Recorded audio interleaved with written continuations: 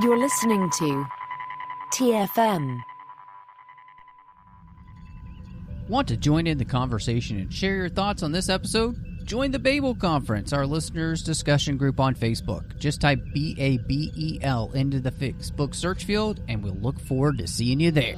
Hey everyone, I'm Rod Roddenberry, and you're listening to Trek FM.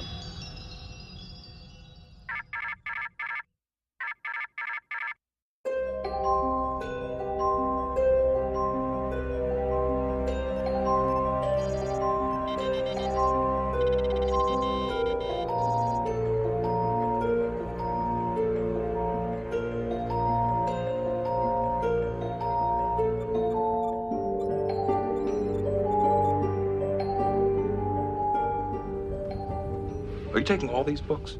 I thought I'd take some light reading. Guess I got bored. Hello and welcome to Literary Treks, Trek FM's Star Trek books and comics show. I'm just one of your hosts, Casey Pettitt, and with me, as he always is the wonderful state-hopping Jonathan Koan. Jonathan, how are you? I am great. I just moved to a new state, started a new job, and I'm really excited for it, and was able to, despite all of that, squeeze in another Star Trek book to read. Yes, and we are excited to talk about it because we're back in the Gateways books again. If you missed our last episode, we did an interview with James Swallow about his new Strange New Worlds book, Toward the Night. That was a really fun interview, so I encourage you, if you haven't listened to it, probably go read the book and then listen to it, but always a pleasure to talk to him. But we are luckily back to the Gateways and really excited to talk about that. So before we do that, I'm just going to tell everybody how to contact us. You can find all our shows by going to our website, which is trek.fm. Follow us on X and Instagram at TrekFM. And you can find us on Facebook at facebook.com/TrekFM. While you're there, join our listeners-only group, the Babel Conference. Just go to the Facebook search field and type BABEL, and it should come right up. We also have a dedicated Goodreads group for literary treks. Join us there, and you can see the books we've read and even what's coming up next, which is pretty easy right now because it's just more Gateways books. If you'd like to support the network, we would really appreciate that. Please go to patreon.com/TrekFM, where you can select from any number of tiers. If you have a show that you really enjoy, you can be an associate producer like myself and Greg Rosier are for Literary Treks. And lastly, but not leastly, please leave us a star rating and written review wherever you get your podcasts. It's great for us to get some feedback, and it also helps others to find the show. And we really don't have much in the way of news this week. We actually do have one piece of news. You and I kind of knew about this, and I noticed it on some websites, but it hadn't been in official news websites yet. But we know that there's a new Picard novel coming out from Dayton Ward to defy fate in February of 2026. We do not have a cover yet, but we do know that the title, and it is a Picard novel, so it'll be a hardcover, and we do know when it's releasing, February. Yeah. So that means we still have October for David Mack. Ring of Fire. Yep. Ring of Fire. Then we have December, or is it November? It's December. I believe it's December for Greg Cox's book. And then we have February. So 3 books in not too long a span. Yeah, and David Max's Strange New Worlds, Greg Cox's is original series. Yeah, and then Picard. That's pretty cool. I actually missed that on Picard, so I'm excited for that because I was actually just thinking about that the other night because I'm like, now that Picard's done, we kind of should get back to that. And, maybe they can't do anything after the series in case they do like a legacy series or something, but more, I still think, and I think we talked about it when we looked at the Art of Picard book way back when, is that I would love to see something that bridges the gaps between each of the seasons since they were so disconnected. Yeah. I think that would be really cool to see just anything at all that can kind of help connect those seasons. And who knows what Dayton's doing. I'm sure it's great because it's Dayton, and we'll leave him in the green room for now and let him pound away on his keyboard and finish that book for us. But that'll be really great to get to read that early next year then. Yeah. Cool. Well, yeah, we're gonna not do any comic books today. We will come back to those and finish up the Star Trek and the Defiant series that are coming to a conclusion, and then we'll kind of get started into the Red Shirts and the Voyager and the Strange New Worlds comics. And there was another comic that was announced that I can't recall the name of, but it's like Kirk in the kind of the Discovery far future, like during the burn or something like that. So that should be kind of interesting. Yeah. So that's coming out later this year. So we'll definitely get back to some comics, but Jonathan, why don't we kind of go through this little gateway here and go find ourselves some demons? Absolutely. We're picking back up with book 4 of 7 in the Gateways saga. This is a Deep Space Nine novel that takes place during the relaunch of Deep Space Nine, like after the series finale. And this one is called Demons of Air and Darkness by Keith R.A. DeCandido. Interestingly, I didn't put this in the outline or anything, but I was kind of thinking about the title. It's never actually referenced in the book. Like I don't think they mentioned Demons of Air and Darkness, do they? No. And if you read the book, you wouldn't necessarily know who it's referring to. Is the Demons of Air and Darkness the Iconians? Or is it the Hirogen? Or is it supposed to be something else? When I looked it up and it said that it's the Iconians.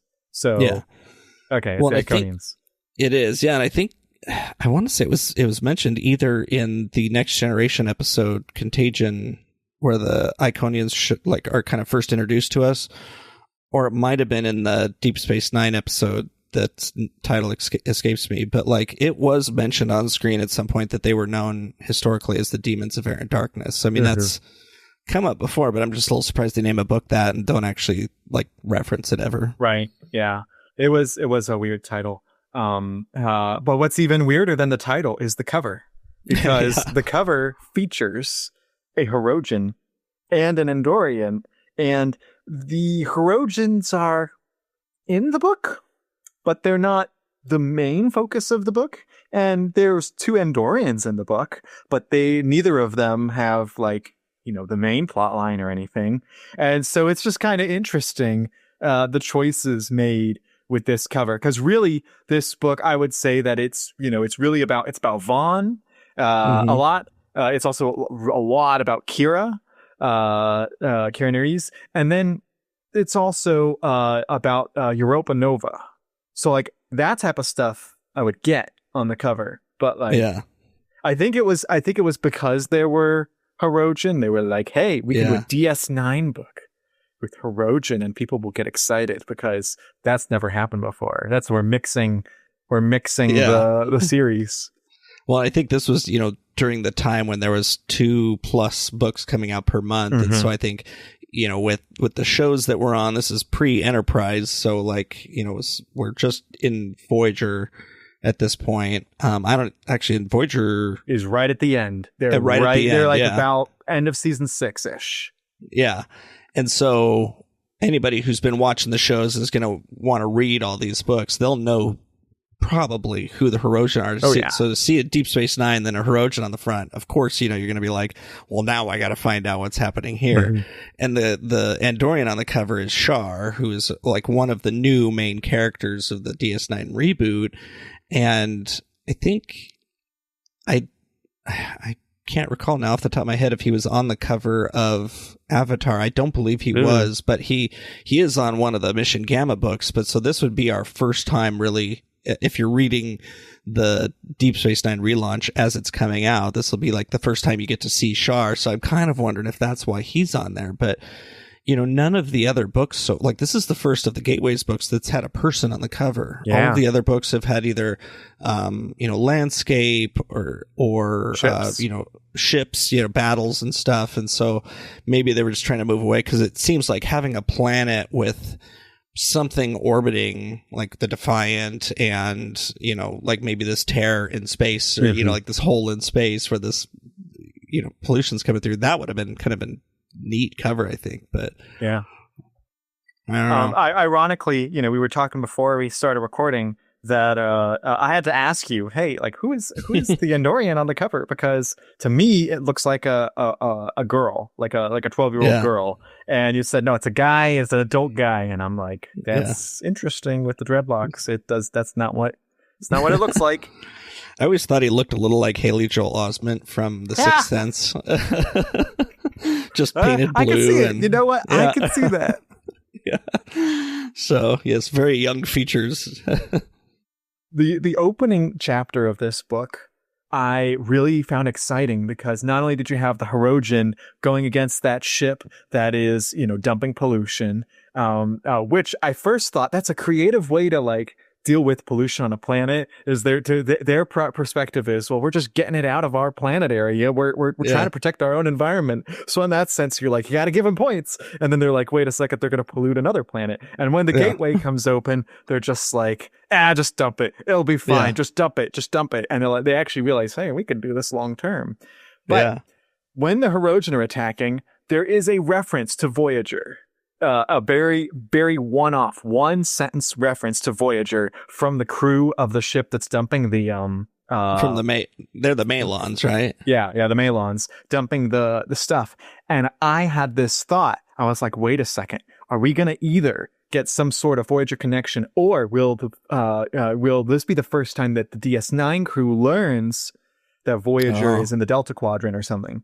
Like maybe we'll get some sort of, we're bringing the series together, connections. I didn't expect to see the Voyager crew in this at all. Yeah. But it was like, maybe we'll get more references. And no. Even though Kira later on goes into the Delta Quadrant, no, there's no other Voyager references. That's it in the first chapter. There was one other one. Let's see here. When was that? It was at some point. I think Vaughn must have communicated with Starfleet or something like that. Once they realized that this gateway in space over Europa Nova went to the Delta Quadrant, they're like, oh, we might be able to find some help from you. And then he comes back later and he says, oh, we checked the Pathfinder data, because this takes place like right after Pathfinder. Right. Like, and they're like, and Voyager's like way past. And Kira had this thought of like, oh, that's too bad. They could have gotten home. And it's like, oh yeah, if it would have been so easy. So I had forgotten about that. But again, it was it was still a very like, can you miss it? Brief, So I'm kind of glad they did that, just because it's, again, if you got the Hirogen and the Malon and everybody, you got to figure out how to reference, and the Delta Quadrant and all. You got to reference Voyager somehow. And I'm surprised, going into the plot of the book, that the threat of this kind of toxic stuff was so dangerous. I would think that in the 24th century, 23rd century, whichever century we're in at this point, that they would have developed the technology to at least disperse, or at least kind of like blow away, or do something with this. Like, why, as soon as it comes in, like it's like a huge threat, they got to evacuate the whole planet? Like, it just seemed like maybe it's just because after all the wars and all the battles and stuff, their technology is just not where it needs to be. But it seems like this is a type of thing Starfleet would be able to solve without having to resort to. It's not like the planet's exploding, like in Last Best Hope, where they know the planet's going to be like destroyed, so they have to get rid of it. This is it's just radiation. You should be able to do something about that. That's a good point, because when we dealt with this on Voyager with the Malon and them with their sewage, basically, but it's a byproduct of the antimatter, like of the warp engines. And they even talk about how Starfleet and, they're the more advanced cultures in the Alpha Quadrant have figured out ways to dispose of it. And I think even Janeway did that, like, during the show. And they mentioned it in here, that they've dealt with antimatter. It's like, so we know there's a process to deal with antimatter, and matter reactions. Why can't you reverse the process to deal with the waste now? Yeah, like to like you said, disperse this theta radiation that's out there. Yeah, that's a good point. plot holes right from the beginning. But yeah, and maybe there is a reason in universe that we're just missing. It's crazy. And it didn't detract at all from the enjoyability of the book. I was hooked. And to me, my favorite part of the book was seeing the logistics of, okay, we have this many million people on the planet. We can only take so many in each ship. So we need all these ships that we need. And we need to pull people from around the galaxy. And where are we going to house them? Well, we're going to house them on Bajor. We're going to house them on DS9, all that stuff. Normally, like, when you do logistics in a fiction book, people are going to be like, I don't care about logistics. I was all in. I was like, I can keep reading about this part. So I thought Keith did a great job. Agreed. And I mean, it was refreshing having like the president of this planet be actually appreciative and not, fight back. We had the one ambassador or whatever he was council member or something like that came on and wanted bigger quarters on the Defiant or something like that. But just so stupid. But it's like typical Star Trek, right? Like when you get these like higher ups that feel like they deserve this royal treatment or whatever. And so it was really nice that, even when, if Kira had to give some bad news or something like that, like that the president was still very appreciative and like, you know what, you're doing your best. We're going to figure this out. And so it's nice because, I mean, I feel like almost every time on screen we get something like this, like the person's just a big jerk and we're like, screw these people. Like, we don't. But, and whether it was like this radiation or some other planetary threat, I think having, and having a gateway up there where something was coming through, I think was kind of cool. And, but I think it just, it showed like from these gateway stories, like bad things that can happen, like we've seen in some of the other ones, like in the Next Generation one, we had some battles between the Deltans and, the Carrion, I think is what they're called. So like we're kind of reigniting old wars and old turf wars and stuff like that. Like this one, we're actually showing like natural disasters that are going to happen because of the gateway. So it's not all just like, oh, we can get from here to there very quickly, but like there's actual threats that man-made or sentient being made or not, like these gateways could kind of wreak havoc across the galaxy, really. And I thought that using all the natural disaster stuff was a good avenue to show Kira's leadership abilities. In the books that I've read for Star Trek DS9, they don't really highlight Kira's abilities because she's kind of in and out depending on what part of the timeline you're in. And so here, there's no Jean-Luc on the station like there was in Avatar. And there's no Cisco on the station like there is in the series. So this is her first time that she's in charge of everything. And you get to see her leadership style, which works very well. And you also see how she's not always wanting the biggest thing. Like there's a scene where she purposefully chooses not to go in the Defiant and goes in a smaller ship that's less warshipy, because she feels more at home in that other type of ship. And so I liked seeing how her leadership style, her ability of diffusing situations, her ability of working with the president of that planet, and the great scene where they divert the asteroid and then they're all worried. They're like, no, we just like hit your planet with an asteroid. And then they're expecting to be chewed out. And the president's just so happy that they saved the town. And they're like, that was not what we were expecting your reaction to be. I thought that was great. Well, it's like that place where like that lake and the surrounding area is going to be uninhabitable for like hundreds of years, like to say nothing of the rest of the planet with the radiation that's coming in. Right. But yeah, the president's like, hey, you know what? You saved our people. You bought us some time. It's like, wow, that feels good. Akira's never appreciated like this. I know, right? Well, and she's going in expecting to get chewed out, and and in some ways, I don't think she, I guess, deserved to be chewed out for anything. But you go in expecting that, like, hey, something happened. We did the best we could, but it's still not ideal. But, while we're kind of talking about this, like, so we were talking on the other side of the page and have alluded to it here. The gateway that's over Europa Nova, opens into the Delta Quadrant. So it's that's kind of cool. Like we got like a little bit of a connection there, and some Voyager connection.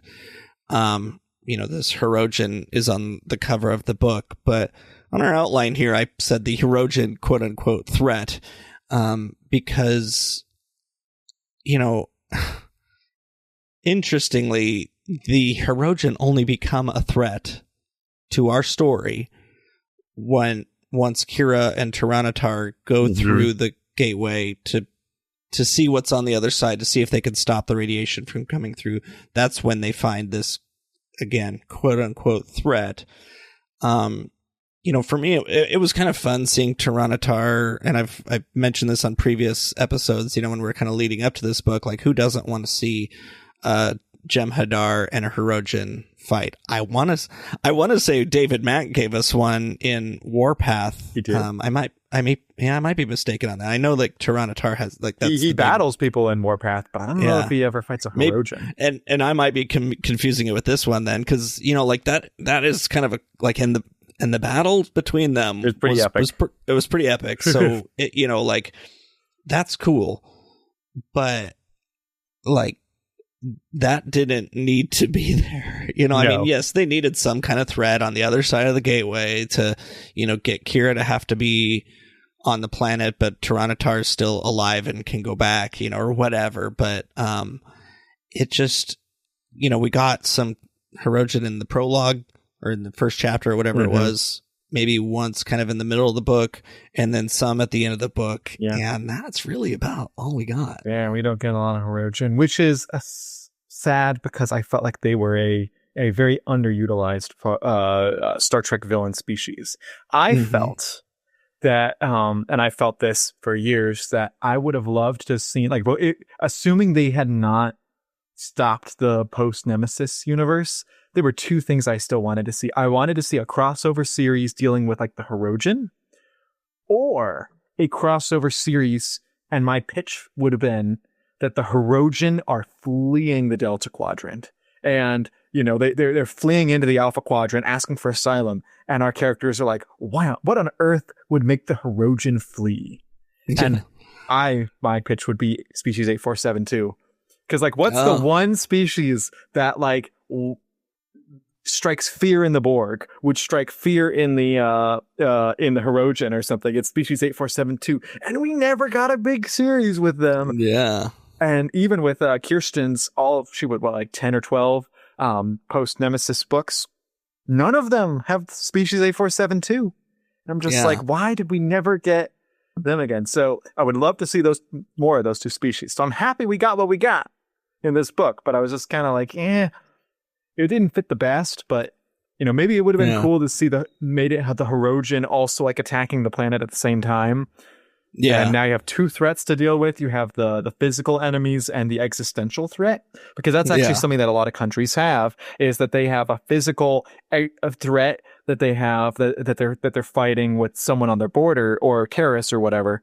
But then they have this existential threat of climate change or something else. So I feel like if Canada had added that in, it would have given a layer of complexity that would have made the Hirogen storyline work better. Yeah, like if he kind of came in through the gateway, started orbiting Europa Nova, and now we've got this threat we got to battle along with trying to evacuate everybody and everything. Yeah, I just wish, and we only have 288 pages or so to get all of this in, and I mean, this was really only one of the storylines. I mean, like we also had this story with Shar and Nog trying to figure out why there were no gateways within like 10 light years of the Bajor system, which, is important for our, for the whole series, because it's like, okay, if we find out, what's going on with these, we got to know how to, like, if somebody else gets the gateways, we got to figure out how to turn them off. And I mean, just for again, like this environmental catastrophe that's happening at Europa Nova. And so, I thought Nog and Shar together were pretty good, just because they're both, I mean, Nog he's kind of grown up fast because of, his experience in the war. He's gotten promoted fast because of field promotions. Shar is just, young and somewhat naive or, whatever. He's just very young in his career. And so kind of pairing those two together, two very intelligent characters together to solve this, I thought was a pretty smart move. Both of whom have parents who are in high political positions that they don't want to overshadow them. Yes. That made a really cool conversation where I can't even remember which one said it, but one of them said, "How you never asked me about my dad?" And he's like, "Well, I know that, I wouldn't want people asking me about my parent and making it all about them." And the other one's like, "That's so great." So, yes. Well, and this is where, and you and I were talking beforehand, just about the Shar storyline in general, like, and I didn't mention this at the top of this show, but if you go back through our back catalog, I can't remember off the top of my head if it was like Bruce and Dan or Matt and Dan or Chris and Matt or somebody, when they, like, back when Literary Treks was going through the DS9 relaunch, they went through this book already as a part of the DS9 relaunch. We're looking at this more from the perspective of the Gateways storyline, but, acknowledging the fact that this is part of the DS9 relaunch. But I do feel like the Shar storyline with his mom and her kind of like pulling him off the mission and trying to get him to go back home, I feel like a lot of that detracted from this particular story, just because, like, it did nothing for the Gateways story. Yes, I understand they're trying to, like, seed in some things for future DS9 storylines, but in this particular case, I feel like it just kind of detracted. It could have just been character, like, they could have had some character development for Shar or whatever, but like setting up stuff about something happening on the Andorian homeworld. I think, he says towards the end, like, our planet and our people are going extinct, or something to that effect, and or within a few generations, and that's not something that gets resolved in this book. I mean, it's not even resolved in the Gateways books. It's it's kind of just dropped. The whole in this book, at least, he has a conversation with his mother, and they kind of have an argument, and then that's it. That's it. And it's you and I were saying beforehand, works better in the other, this shows up, this concept shows up not only in the Typhon Pact, but also in the Fall series, and the exact same storyline of Shar's mother, his Zavi or whatever they call it, showing up, trying to convince him to come back to Andor. He refuses, she leaves, and then later on he eventually decides to go and help out. That's the exact same story happens and is resolved, and I think was handled better in the other books. So it's just strange that they did like a trial run here with that storyline. It just, as you said, it kind of detracts a little. And it sounds like we're being really nitpicky on this. Yeah. We're both really positive on the book. We both really enjoyed this one. We just have all these tiny things to talk about, which means we were paying attention.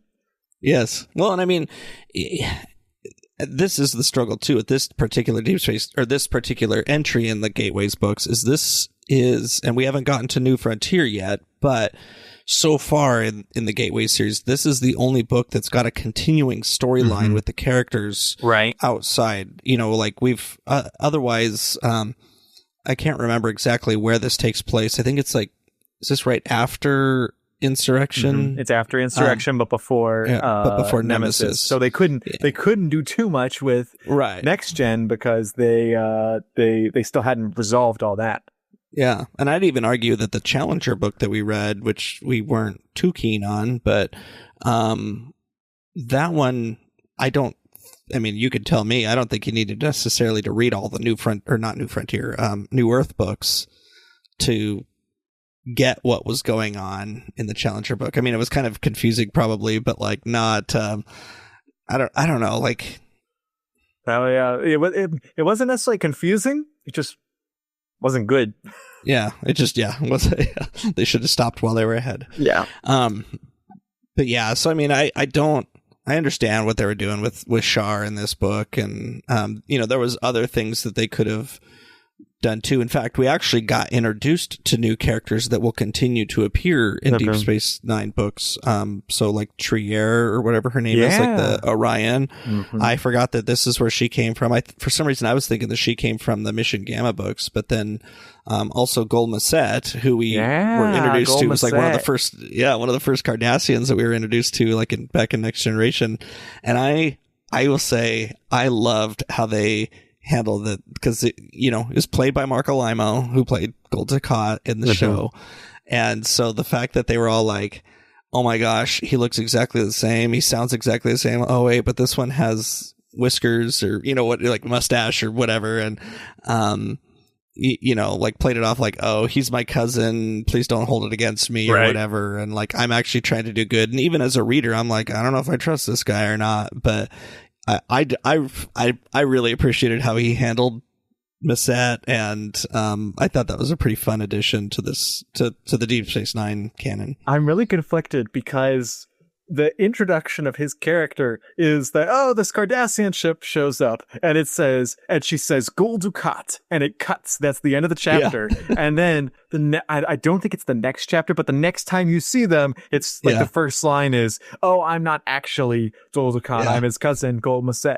And it's just one of those, it's one of those, hey, I'm going to insert this and make it this dialogue to make you think that Gul Dukat is back so that you keep reading. It's one of those author tricks to try to, it's kind of like putting it like your cliffhanger at the end of the episode of a TV show that goes into the next one, to put like your cameo or to do your villain reveal right then, only to have it not be exactly that in the next episode. You're like, okay, I see what you did, but you have to do it that way.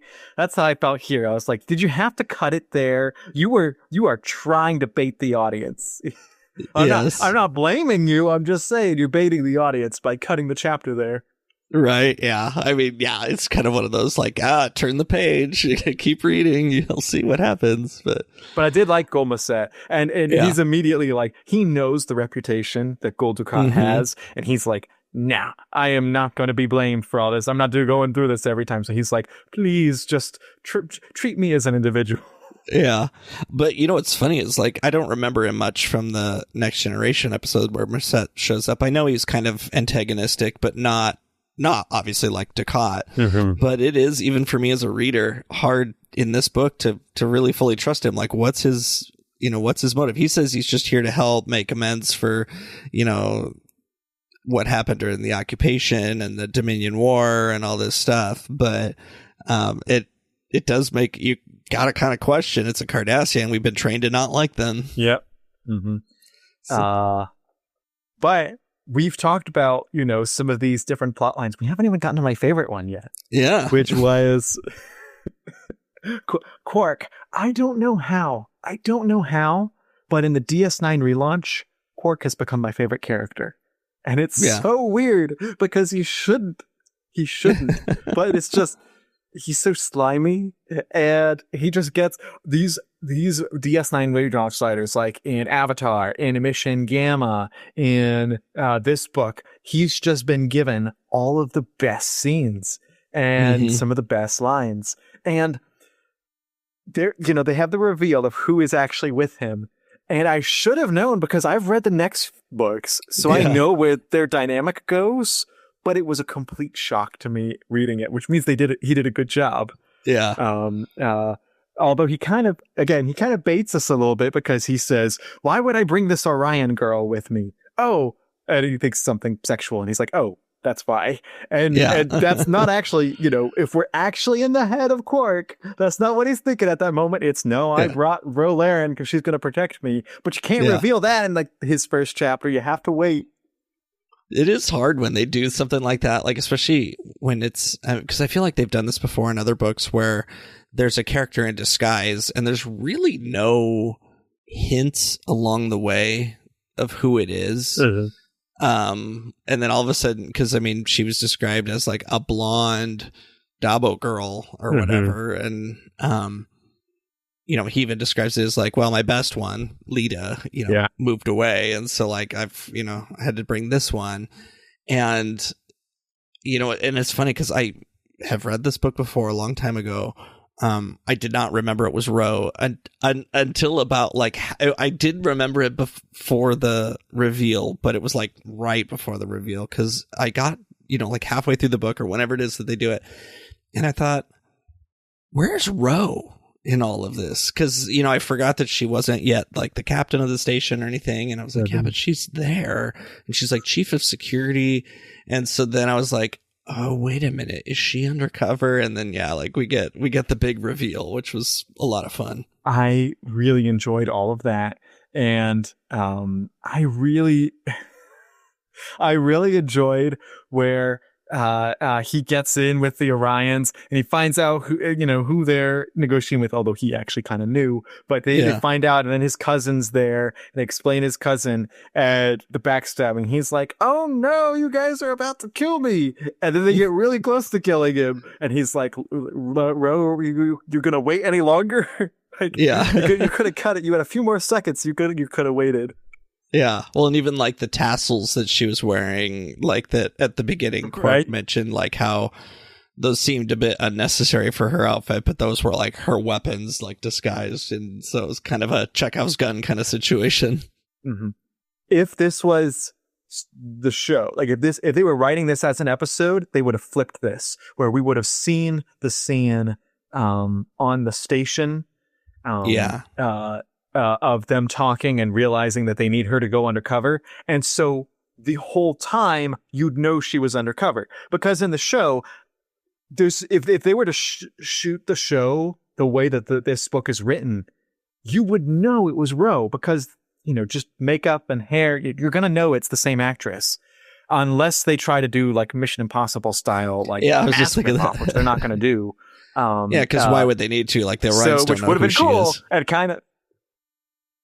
Right. So, it's interesting thinking about the way you write a novel is going to be different than the way you write a TV show, because what works in the show wouldn't work here, and what works here wouldn't work in the show. Yeah, no, I agree. And I did appreciate the kind of the background scene that we got after the reveal, and I agree, like that would have been something we would have seen ahead of time. But what's funny is like by the time we got to the end where I guess it was Garrick went after whoever the Cardassian was, Daru or something like that. I kind of forgot about him already because like that seems so inconsequential to the plot, but it was just like, oh, okay, whatever. But I mean, yeah, it's funny because I mean, we saw throughout the show like that Quark was actually a good guy. Like he always, even if he didn't like it, he would give up his profits to be able to help, his friends or whatever. And I feel like we see that a lot more now, like in these books, more of his character and the kind of the places he's willing to go to help. And I mean, some of it's to get himself out of trouble or whatever, but like, but to be able to kind of pull off a kind of a ruse like this whole time with the Orions and his cousin and everybody was a lot of fun. And I mean, this is also the storyline that finally reveals something we probably had figured out all along anyways, that these are not actually the Iconians. But the Petra. Which also, by the way, is another reason why would you use this title? If he's not actually the Iconians, why are you naming the title, the alternate title of the Iconians? Yeah, I mean, because... Why not have like a unique name for the Petra? Yeah.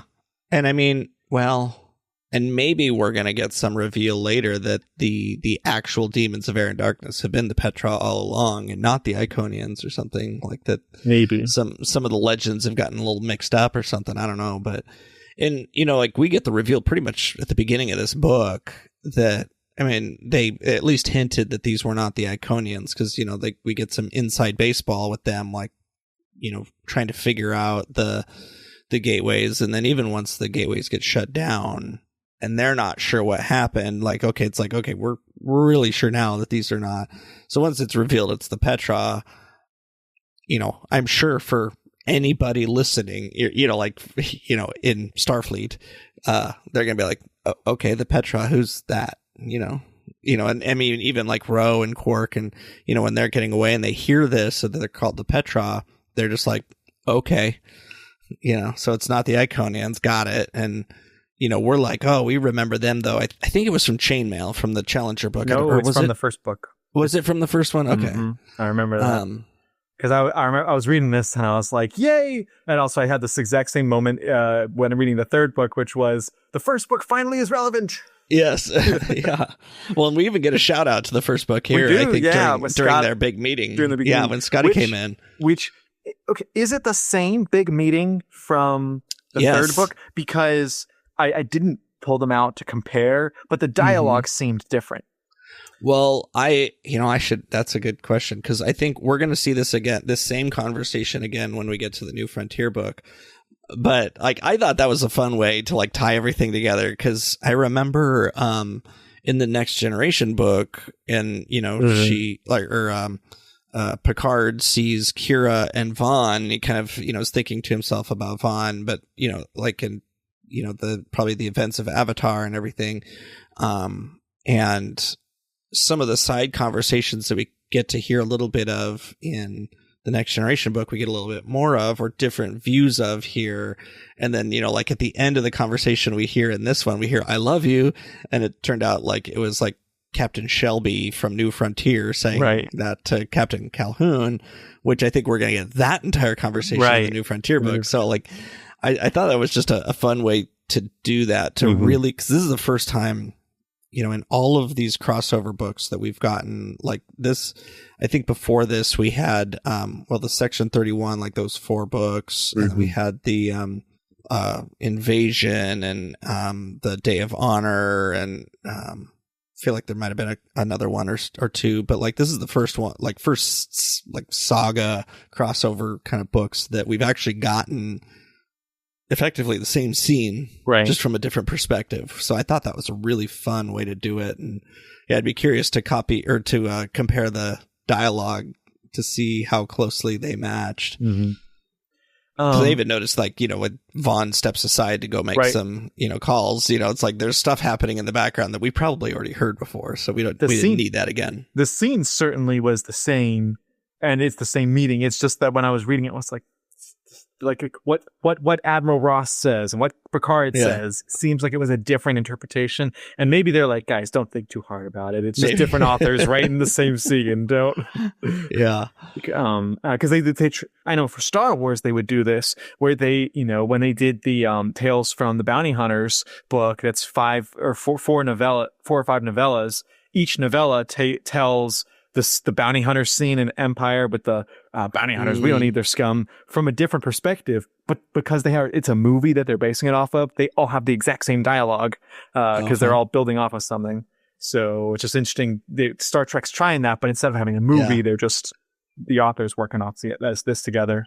Yeah, that was fun. Well, I mean, we've gotten more information now about what's going on with the gateways. We know it's not the Iconians. We've had a little bit of time in the Delta Quadrant, but not with Voyager. We're actually going to get to Voyager next time. Yeah, and they don't have all this information though. So I'm really kind of curious, where that's going to go. And it's another book before we get back to our kind of Alpha Quadrant with the New Frontier books. But and the Voyager book is another.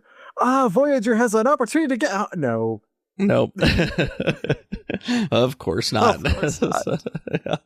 So, but yeah, I mean, this was a really fun book, kind of just taken off from the last one, from the Next Generation one. And, when we got, all of these authors are great in their own right. Obviously, we didn't care much for the first couple books, but now that we're really kind of getting in, the series kind of seems to be finding its, kind of gaining steam and, finding its path and everything. I really enjoyed this. I just went real quick through this book. Just a couple days, and it's kind of one of those ones I kind of couldn't put it down. The chapters aren't super long, which kind of helps, but I ended up giving this one a 5 out of 5. I'd probably give it more like a 4.5 out of 5, just because even with all the nitpicks we had and everything, just a fun story, action packed, just kind of another, just right after the Next Generation one, it's yes, good. We are full steam ahead on this series. I'm excited to get into the next one.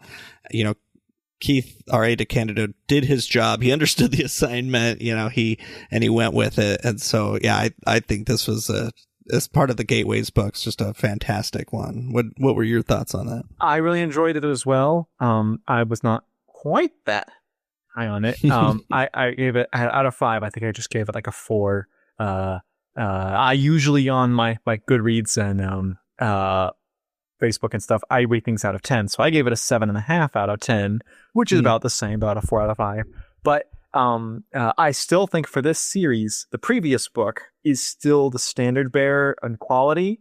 The Next Generation book, because it had the best action, it had the best storyline. It was, hey, this to me, it was like the official start of the Gateway saga. Like it said, we had 2 prequel type things that are like, kind of getting some stuff.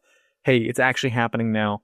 So I still think that's the best, but this is a strong number 2 so far and does help propel into the future. And I'm excited for Voyager. And then we have New Frontier. And then we have the crossover book of short stories and novella. And then we'll see what we read after that. Yeah. I mean, there is an epilogue in the Starfleet Corps of Engineers books. Well, we haven't talked about if we'll read that or not. I don't know. We might not in the book. I know it's on book form, but yeah, we'll see. But yeah, I'm definitely excited to get on to the next one too. Well, it's always fun to have a book that we both enjoy, even if we nitpick. We try to give honest reviews on this, and that sometimes means we're picking nits, and sometimes that means we're trashing books, which, we don't set out to do. It's, and the first 2 books here didn't deter us from continuing. And yeah, right. Definitely excited to get into Christy Golden's entry into this No Man's Land and the Voyager. What did we say? This is going to be in season 6, 7, probably. Yeah, right between Voyager. 6 and 7. Yeah. This was at the time where it was pretty much Voyager was just Christie just cranking out just a ton of books. There were other people who wrote Voyager books, but towards the end, she had the 709 book, she had the 3 Dark Matter books, she had No Man's Land, and then she had the 2 Homecoming books, all within the span of like 2 years. Yeah, which Matt and I did. We did talk about Dark Matters a year or 2 ago, and those were not her the best. greatest. No. Yes. But we do know that she is a great author, so we can hope that she's followed the lead of Greenberger and DeCandido and turns out a good one. But until then, though, why don't you tell everyone how they can find you? You can find my YouTube channel at Jonathan Cohn. You can find my Twitter feed where I talk about all things books and sometimes movies and sometimes politics. Also at Jonathan Cohn. And you can find my Goodreads account at Jonathan Cohn. The easiest way probably to find my Goodreads account is to find one of the books that we've talked about on Literary Treks and then look for my review, which is on there. So everywhere is the same, Jonathan Cohn. That makes it nice and easy. Well, mine's, on Goodreads, Letterboxd. That's where I'm most active. I don't watch as many movies, though. I'm reading so many books. That's a good thing. That's a good thing. I know, right? Yeah. I just read Gone Girl. A few days ago, and then rewatched the movie, and my movie rating actually went down a little bit after reading the books. The book was so good. Even though Gillian Flynn wrote the movie. But anyway, you can see that rating and my rating for the book and for this book at Goodreads and Letterboxd. And I'm at Knitting Trekkie.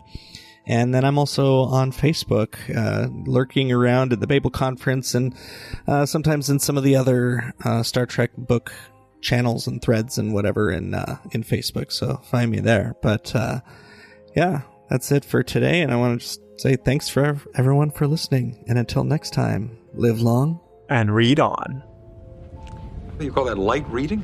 To each his own, number 1.